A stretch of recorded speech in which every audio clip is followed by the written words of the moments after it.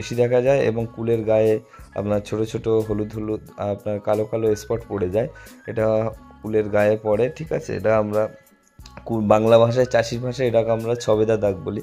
তো এই ছবেদা দাগ কীভাবে যাবে, ঠিক আছে, কুলের গায়ে যে স্পট পড়ে ছবেদা দাগের, তো এই ছবেদা দাগটা কীভাবে সরবে এবং কুল আপনার ফ্রেশ থাকবে এবং চকচকে থাকবে, কি স্প্রে করলে, কোন ওষুধ স্প্রে করলে, কখন স্প্রে করতে হবে, ডোজ কত দিতে হবে, সেটা নিয়ে আজকের মেনলি আপনাদের সাথে ভিডিও করব। তো আপনারা তার আগে আমার চ্যানেলটি অবশ্যই সাবস্ক্রাইব করে দেবেন এবং ভিডিওটি ভালো লাগলে লাইক কমেন্ট শেয়ার করে দেবেন। এবং চাষবাসে কোনো যদি প্রবলেম হয় আপনাদের অবশ্যই আমাদের হোয়াটসঅ্যাপ নম্বরে জানাবেন এবং আমাদের ভিডিওর মাধ্যমে কমেন্ট করবেন, আমরা অবশ্যই আপনাদেরকে হেল্প করব।